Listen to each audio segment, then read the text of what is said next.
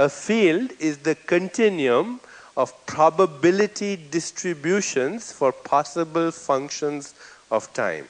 In other words, the field by itself is just pure potentiality. It is the continuum of all possible energy.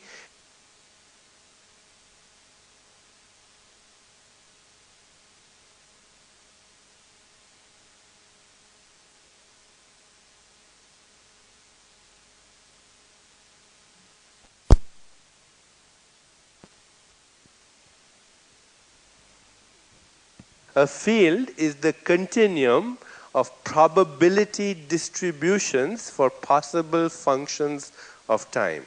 In other words, the field by itself is just pure potentiality. It is the continuum of all possible energy and information states that will subsequently manifest as space-time events. And this body is nothing other than a little flash in the pan of eternity. A space-time event, quantum space-time event, and the mind is even a further cloud of space-time events. And we are not the space-time events, we are the ones that generate the space-time events, including time. Time is a frequency of self-interaction in that continuum of eternity. How I experience time varies or differs according to my state of consciousness. If I'm having a good time, time flies. If I feel that I'm running out of time, then all clocks move faster for me, and my biological clock moves faster as well. People constantly use the expression, I'm running out of time. They literally have faster biological clocks. Their heart rates are faster, they have higher levels of growth hormone, glucagon, insulin, etc., and they suddenly drop dead of premature coronaries. They've run out of time. If your internal dialogue is, I have all the time in the world, then your biological clock mirrors that. Or if you're in love, or having the experience of bliss, or if you're watching the stars perhaps, or one day you're listening to some music and it takes you into the timeless. As when you experience the following version of an expression, the beauty of the mountain was breathtaking, time stood still. Because in the timeless, what really happens is that the observer, the observed, the process of observation resolve into one unified wholeness of experience, where the observer no longer feels experientially, knows himself or herself or itself as separate from that which is being observed. Because the fact is that that which is being observed is the observer. That which is being observed is the observer. And when we have that unified wholeness of experience, peak experience as Abraham Maslow called it, or as the Vedic rishis call it, the experience of unity consciousness, then when we are experientially grounded in that unity consciousness, then there is no difference between the observer and the observed. That knowledge, which is really the experience of pure love also. It is the experience of pure love, because in pure love, you no longer feel separate from the beloved. You are the beloved. That's from where some of the greatest poetry comes. In one of his most memorable places, Tagore says, "The same stream of life that runs through the world and dances in rhythmic measure runs through my veins night and day. It is the same life that shoots in joy through the dust of the earth into numberless blades of grass and breaks into tumultuous waves of leaves and flowers. It is the same life that is rocked in the ocean cradle of birth and death, in ebb and in flow. My limbs are made glorious by the touch of this world of life, and my pride is from the life throb of ages dancing in my blood this moment." When we experience that life throb of ages dancing in our blood, this moment, then we have the restoration of the memory of wholeness. This is the basis of Ayurveda. As is the atom, so is the universe. As is the microcosm, so is the macrocosm. As is the human body, so is the cosmic body. As is the human mind, so is the cosmic mind. It's easy to talk about the cosmic mind in the church of today. But in a scientific conference, we usually don't call it that. We call it a non-local field of information with self-referral cybernetic feedback loops. So as is the human mind, so is this non-local field. And if all is self-interaction, the immediate question is, who's having this self-interaction and where does it exist? And I want to spend just a little time on this. Because I'm not the thought, I'm the thinker behind the thought. I'm not the doubt, I'm the doubter behind the doubt. And all these so-called aspirations that I have are in the field of space-time. I'm beyond the field of space-time. That's why, again, the Rishi says, both anxiety and hope are born in the imagination. When one is grounded in reality, one is free of both. Because why would you need hope if you didn't have anxiety? One implies the other, and they're both in space-time. Me is beyond space-time. Dr. Wilder Penfield, a very well-known neurosurgeon, credited with all this stuff we know today about the right brain and the left brain and motor cortex and sensory cortex, one of his most well-quoted, well-recognized experiments is one in which he was stimulating a certain part of the motor cortex, and the patient's arms started going up like this. And he asked the patient, what's happening? And the patient said, my arm is moving up. And he said to the patient, are you moving your arm? The patient said, no, my arm is moving up. So he said, well, in that case, why don't you move your arm in the other direction? And the patient proceeded to do so.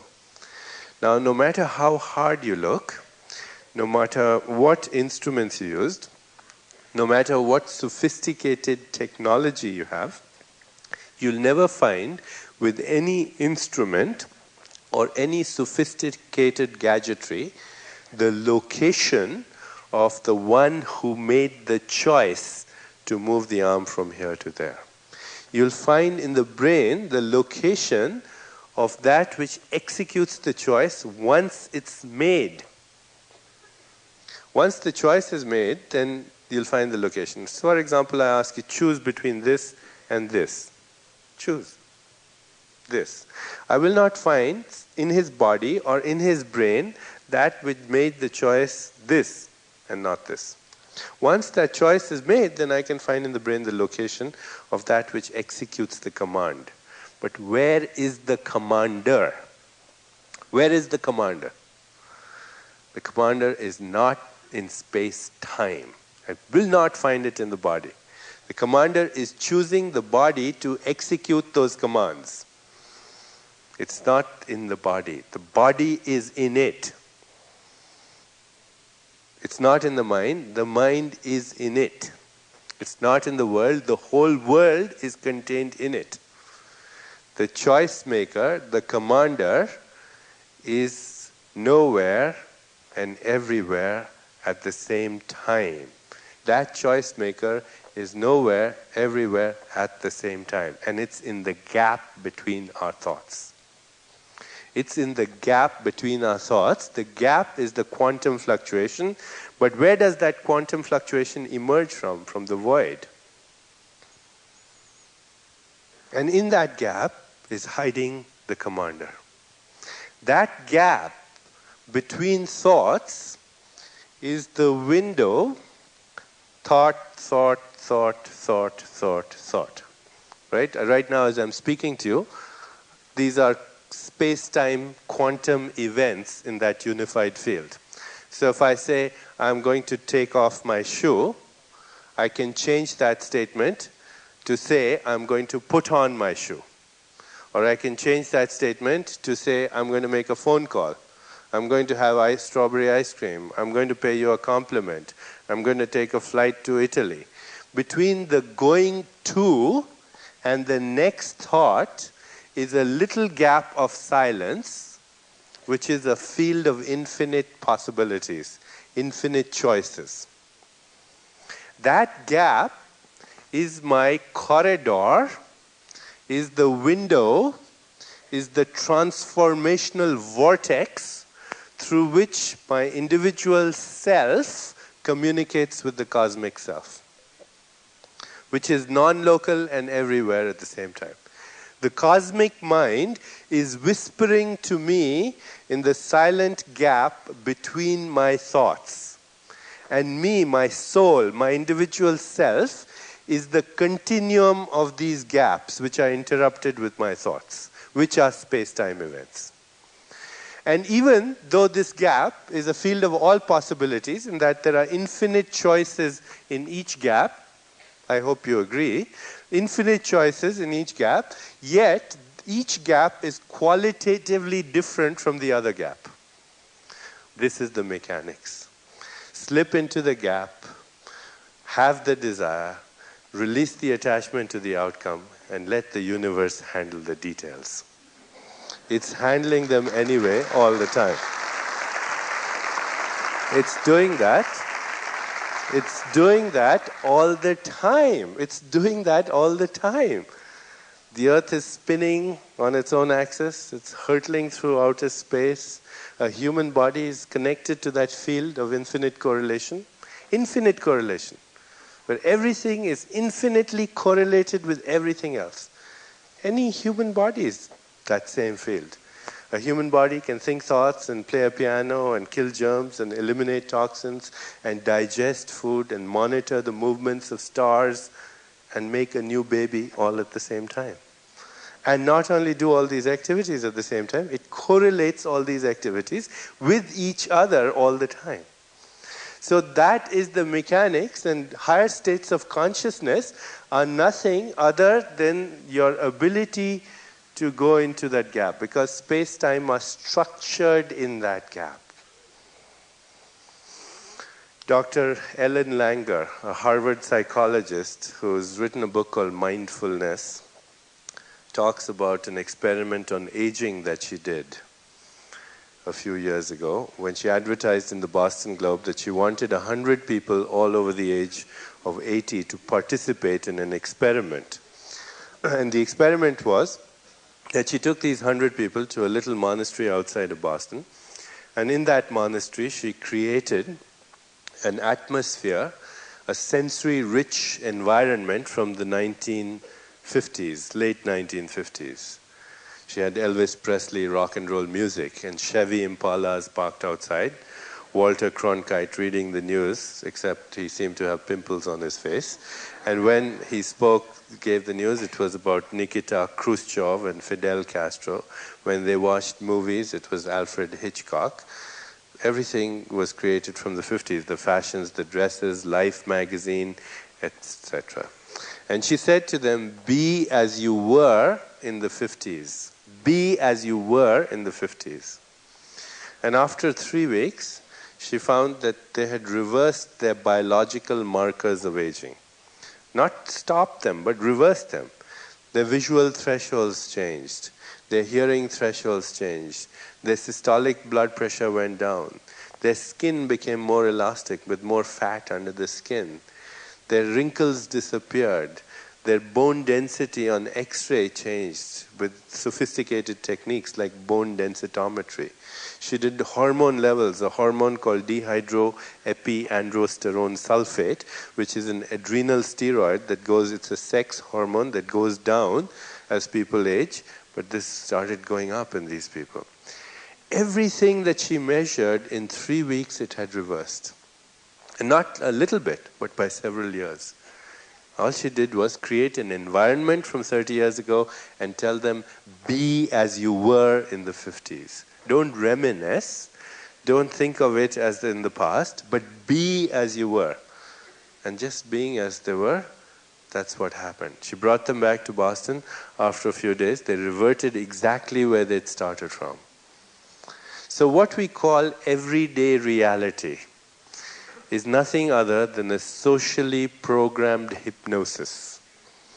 It's an induced fiction that we help participating in and creating. And if we can induce this kind of hypnotic trance and make it so real that it becomes real for us, then why can't we do it another way? So this afternoon, when we start again, we'll be speaking together, and I really feel a great privilege to be here in your presence, in the presence of Jack Poland, and in the presence of Wayne and Marcy Dyer, who have become really good friends of mine. And I'll end with a short quote from Franz Kafka to show you that this doesn't have to be a path of effort. The main thing is to bring about that carefreeness inside us, because this is a carefree universe that is orchestrating itself by itself without any interference. And Franz Kafka, who usually wrote very depressing stuff, said in one of his most brilliant insights on the path to knowledge, he said, "You need not do anything. Remain sitting at your table and listen. You need not even listen, just wait. And you need not even wait. Just become quiet and still and solitary. And the world will offer itself to you to be unmasked. It has no choice. It will roll in ecstasy at your feet." Thank you very much.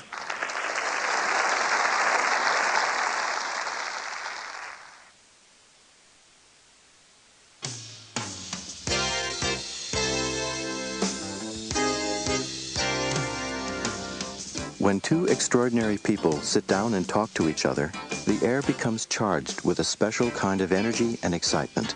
Our program continues with just such a conversation. Let's now join Dr. Dyer and Dr. Chopra.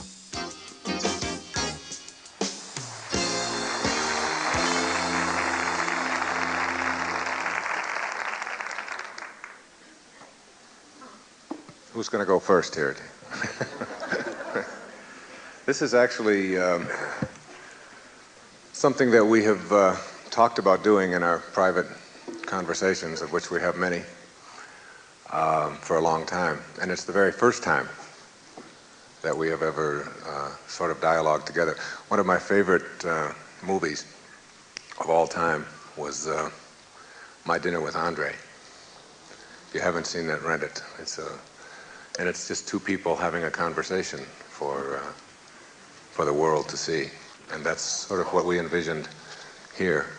I had 1,000 questions as you were talking. And my first reaction to what you were doing is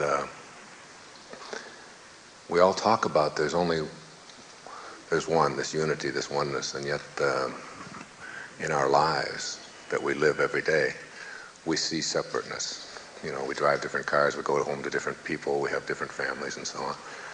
And I remember at our first lunch in Seattle that afternoon, we were talking about the mind-body connection. Somewhere in one of your books you said that, what was it, 90% of the doctors do not believe, was it, in the mind-body connection? That was a survey done by the American Medical Association, short for AMA, which you might know what that is. Yes. The junk inside of it.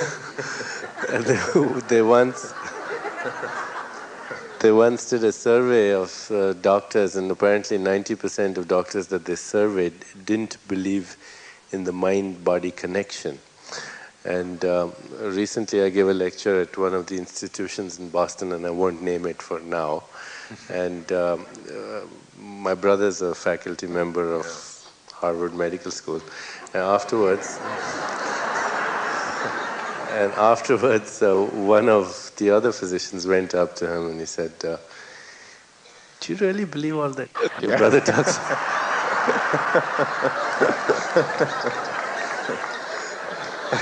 Well, I thought the great question that you asked was, if 90% of the doctors do not believe in the mind-body connection, you know, like how do they all wiggle their toes? Yeah, I said, how do they wiggle their toes? Yeah, right.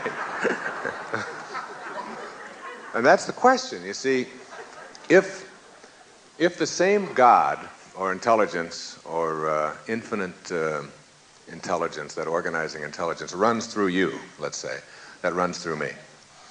There's only one. There's not a different God for you and a different God for me and a different God for everyone. There's one in us. And I know that there's that commander that you were talking about that I can't get a hold of is what allows me to wiggle my finger. Okay? I asked that question, and I ask this of audiences.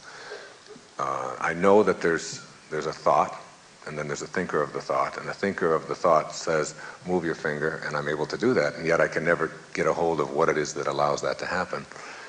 And if the same God that allows that to happen allows you to wiggle your finger, the question is, why can't I wiggle your finger?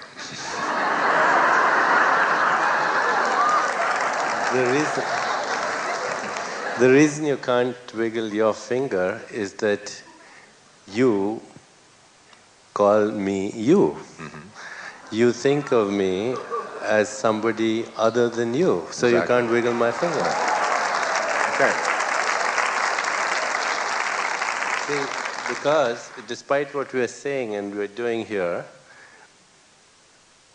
you still think you're Wayne Dyer and I still, I'm Deepak. Whereas we're both God pretending to be Wayne Dyer and Deepak. And that's how God plays his game, or her game. Hides herself to find herself. It's just a play. It's like playing Hamlet or anything else. You've got to make the play interesting. So it has to have a sinner and a saint and a victim and then a hero. And basically, the sinner and the saint are merely exchanging notes. They're both God. The saint has sinned and the sinner shall be sanctified. But it makes the play interesting. That's why. It's what I suggest and what I think about is what we're conditioned to from the time that we are born and the time we come into form is to believe in our separateness. I mean, that's really what all of the conditioning and education is about. You are you, and somehow you are distinct from me. Meditation, transcendental meditation that you practice, meditation, going within, shatters that illusion. It shatters it slowly. I mean, every time you break a boundary here and there. And the analogy is frequently given that it's like dipping a cloth into a dye. Let's say you have a white turban and you want to make it red or orange. You take it and you put it in this dye, and then you take it out, and then a little bit of the color is there. And you put it out in the sun and it'll fade away, but a faint hue, a tinge will remain. Then you take it again, break a few more boundaries, put it back, and you keep doing it till one day it's there forever. And you can put it in the sun, you can put it anywhere, and now that can't be overshadowed. So every time you contact the self, which is beyond the self-image, then a little bit, a glimpse into eternity, a glimpse into immortality. You keep doing it and doing it and doing it, till ultimately you carry the consciousness of eternity no matter where you go. Is there a place where I will be able to go within and wiggle your finger? Absolutely. It's a measure of the degree to which you access the gap. Can I elaborate on this a minute? Let me first of all tell you about a patient that I had 2 years ago, because I got a real good glimpse of this with him. You've heard this story before, and I'm sure some other people who've perhaps read my book have heard it. Bob's 28 years old, and he was repairing an antenna one day, and he touched a wire that he thought was dead, but in fact it was a live wire that had 12,000 volts of electricity in it. So as soon as he touched it, he died. And the mechanism of death is that the current goes through your body and creates ventricular fibrillation. The heart stops. And as it happened, he fell from the roof and fell to the floor. And he happened to fall on his chest with the exact location, precise angle, precise impact to start another electrical current, to defibrillate him. So when I asked him, what happened to you, Bob? He said, God called me, and then he quickly changed his mind.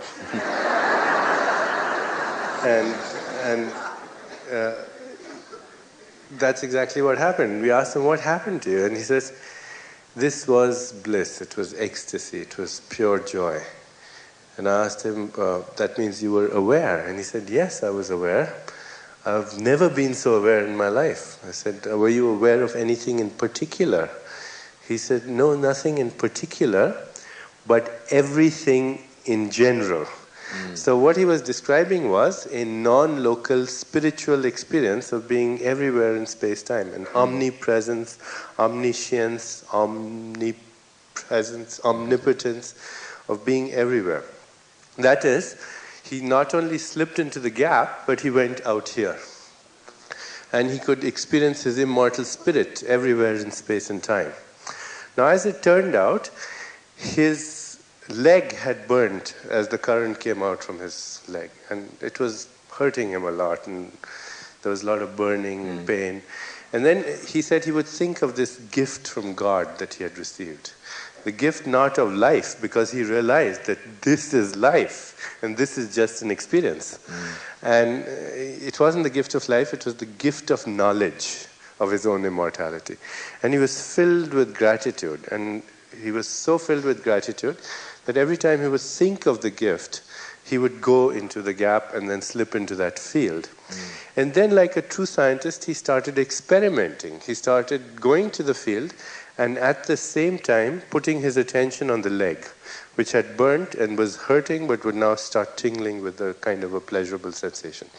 Well, to make a long story short, over the course of a year, he healed his burnt leg. He grew new muscle fibers. He has a new leg. In fact, I just heard from him 2-3 weeks ago. He's a friend of mine, obviously now.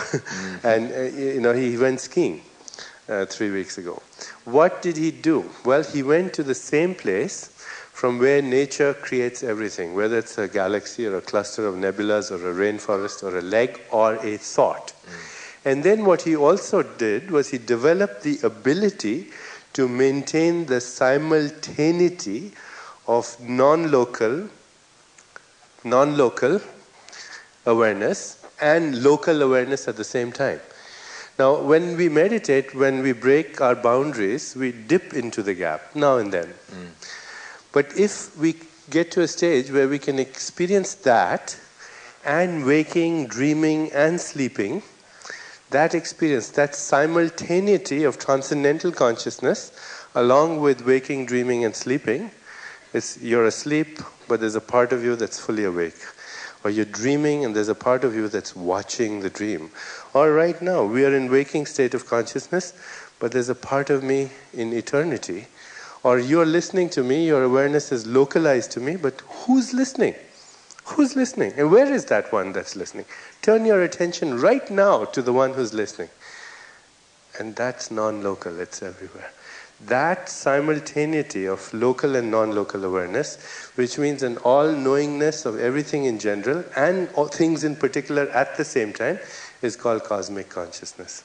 And when we refine that a little bit, in that when I see this, and I see it in terms of its local value, which is at a localized concentration of that same infinite being, and in its universal value, then that's God consciousness.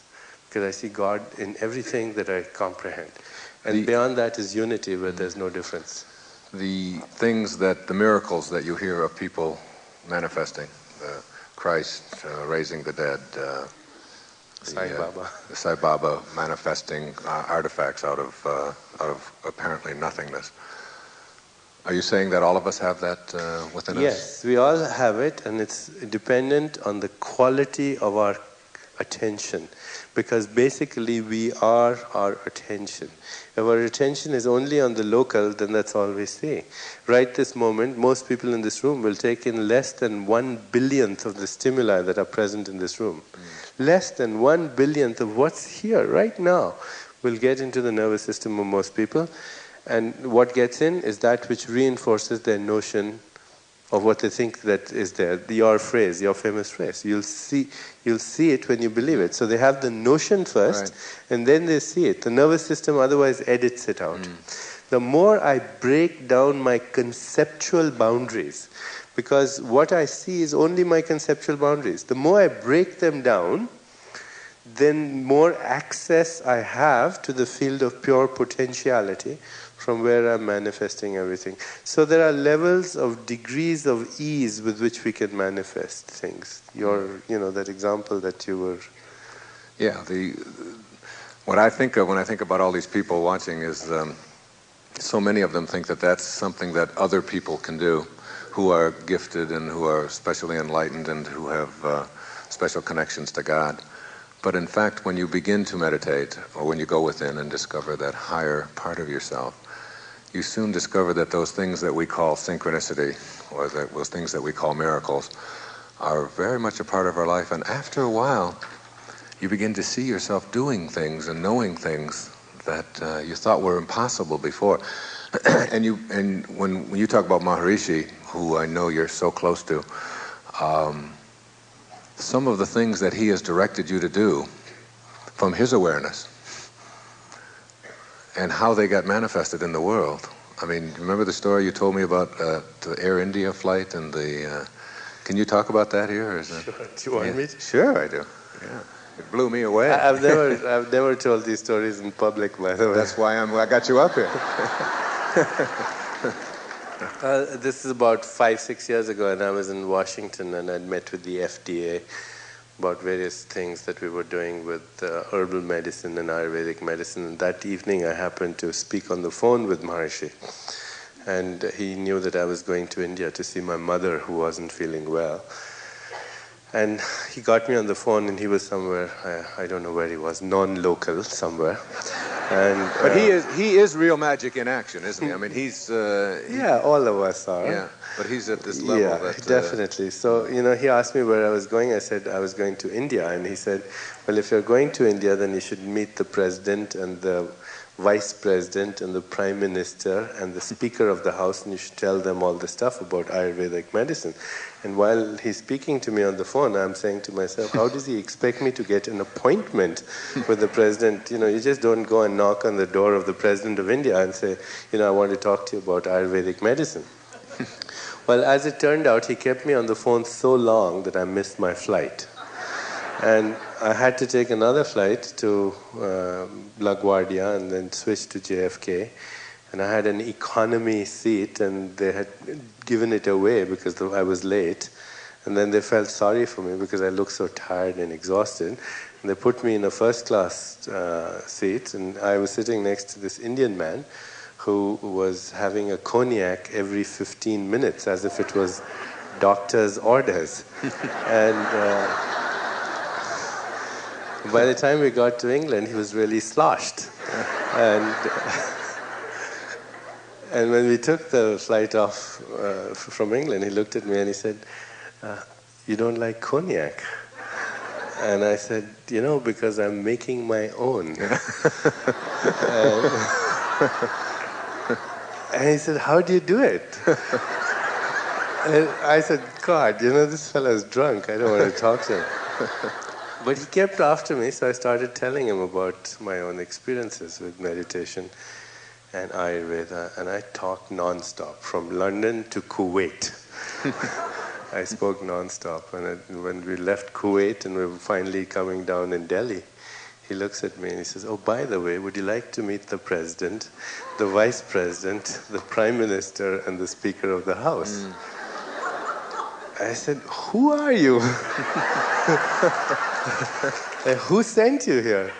He said, oh, nothing. They had this Bhopal tragedy those days, and he was going to India with a check for $5 million or $3 million as part of a relief fund, and he had these meetings for him. And he said, but I don't know what to tell them, and now we can tell them this stuff, and we'll go around all this stuff.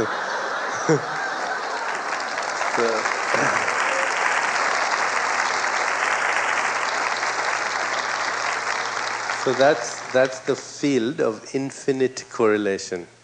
When you slip into the gap, have the desire, release your attachment. When Maharishi said to you, meet the president, and you had the doubt, what was his response? I said, how am I going to meet these people? How am I going to meet them? And he said, you'll meet them. And then when I finished, I had met them, I called him all excited to tell him I'd met them. And he wasn't interested in listening to the story. Yeah. Now, one other story like that, because this place in Lancaster, which is Ayurveda in practice, which if you It's ever... like he's my PR agent. Yeah. Well, Marcy and I are going, along with Louise Hay, who is sponsoring a lot of our talks together around the country, again in May, and it's just a magnificent, healing, beautiful place. But wasn't it Maharishi who said, get a place in Massachusetts, get yourself 100 acres and get your... Yeah, that's another story. I was in New York. Again, I've told you all these stories. I haven't ever... But it's so phenomenal because I think we can lead into something with these stories. Well, I was in New York City and I met some stockbroker who was the stockbroker for a certain film star who was there, and I happened to see her, and that day a lot of interest was generated suddenly in Ayurveda, especially the rejuvenation aspects of Ayurveda, a lot of interest. And I said to myself, I have all this stuff to talk about, but there's no place. We don't have a place. So that evening, I called Maharishi and I spoke to him and I said, Ayurveda is becoming very popular, but there isn't a place. He said, I think there's a retreat somewhere near where you live. Don't you live in Massachusetts? I said, yes. He said, well, in 1958, I remember, we're talking about 35 years later, there's a retreat somewhere near you and you should go and see it. It would be really good. So I went there that night and there were no lights, there were no heating in this place. And because it used to be a convent which had been sold to the TM people who had then sort of just used it as a retreat, and they weren't doing much with it. The heating bills weren't being paid and lights weren't on and so on. And I went there and the building was kind of run down, but it had 150 acres of land around it, which we found out accidentally was part of the property. We didn't even know that. So we sold about 10-15 acres of the land. We still have 130 left. With that, we raised a few $1 million and refurbished the whole thing, and now we have this facility out of the blue. Those people who know and have that knowing are able to treat it almost like childlike. My favorite story you ever told of Maharishi, because we think that you have to somehow become this adult and you have to be very mature, and you were talking about how childlike and almost infantile holy people, or people who they don't lose that child within them. And you were having a meeting, was it in Belgium or something? And you remember that? It was Yeah, I don't want to talk about it. They brought in candy. Do you remember and he acted like this little tiny child. He said, "Candy, you brought me candy." I mean, he went from perhaps one of the most brilliant people alive to this tiny little child who stopped this meeting you were meeting on transforming the world or something, and then just enjoyed his candy, so that it's like, this is something that's in every one of us. It's the two aspects of childlike nature that holy men have. It's not childishness. Childishness is very different from being childlike. It's play and fantasy. Fantasize anything you want. Inherent in the fantasy is its materialization, because you don't have the same fantasies that I have. So that non-local field of information is expressing itself, localizing itself as your fantasies. I don't have those fantasies. I have other fantasies. But inherent in the fantasy is the whole mechanics of evolution of the materialization of that fantasy. That's one thing. And the other is playfulness, which means don't take life seriously. Don't take yourself seriously, because it's a recreational universe. The reasons why dolphins dance and cavort over the oceans, the reasons why stars sparkle at night, and the reasons why children play, and the reason why trees reach out to the sun, is that this is a playful recreational universe. And therefore, the more we have that playfulness inside us, it's a play. The Vedic word for that is lila. Lila means play, divine play. God is playing a game of hide and seek, hiding herself to find herself. Who was the little girl who could hear the whales or the? Yeah, that's another story told to me by an English anthropologist, Irish anthropologist. He was looking for a certain species of whale to write about in his book, and he was traveling the South Seas, and he'd had a tough time spotting this particular whale. And one day he mentioned it to one of the village elders, who said, "There's a girl here who's 13 years old, and she can fetch the whale for you." So he met her, and they were sitting on the beach. They closed her eyes. She closed her eyes. He says about 20 minutes or so later, he started feeling his heart was pounding, because he saw over the horizon this big, huge whale. And then it came nearer and nearer and nearer, and finally it beached itself and at the feet of this girl, and they had to get the whole village out to put the whale back into the ocean. Afterwards, he went to this girl and he said, "What did you do?" And she said, "It was very simple. I went to that place where we all speak the same language, and then I asked it to come. That's all." So next day, Dr. Watson was going fishing, and he took the girl with him. And every few minutes, she would put her head in the ocean. She'd say, "Let's go 10 miles this way." They'd go there and find what they were looking for. Then she'd put her head in the ocean. "Let's go 7 miles this way," and they'd find what they were looking for. So finally, he couldn't resist it anymore. He put his head in the ocean, kept it there till he couldn't breathe anymore, and then took it out and looked at this girl and said, "I couldn't hear anything." And she said, "That's the trick. To hear the silence. It is the trick, because otherwise our internal dialogue is so noisy that it interferes with this transformational vortex, this corridor, this window that we have to the cosmic mind. So it's not important to have a positive idea, positive mind. We hear so much about positive thinking. You've got to have a positive mind. And that's not what we're talking about, because a positive mind can be a very stressful mind. I have patients who are exasperatingly positive all the time. So much that they make me nervous. They make you nervous? We'll talk about that in a minute. Because positive mind, although it's better than a negative mind, it's still a turbulent mind. It's positive thoughts all the time. What we want is a quiet mind. And when the mind is silent, then one becomes a witness of both the positive and the negative.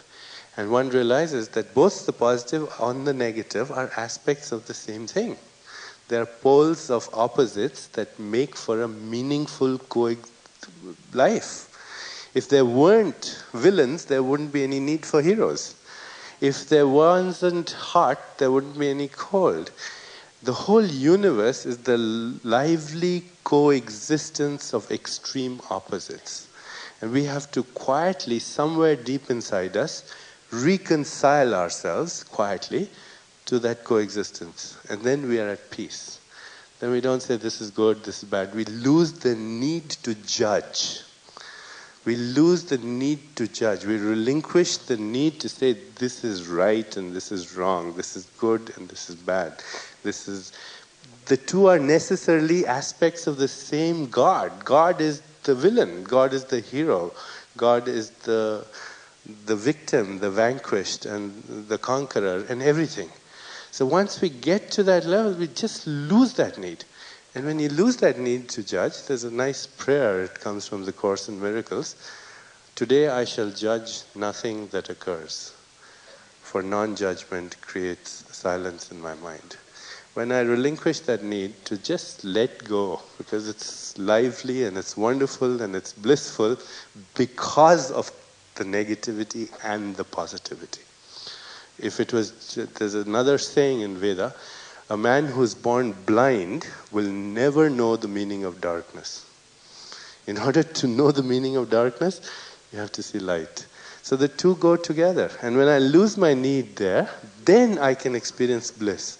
Because bliss is not happiness. Happiness is always for a reason. It's a thought, a positive thought. I'm happy because you paid me a compliment. Or I'm happy because I made a lot of money. Or I'm happy because whatever, I won the lottery. But when I'm happy for no reason whatsoever, then I'm in bliss. And that comes from going beyond the poles of opposites. This is the end of side 3. Please turn to side 4.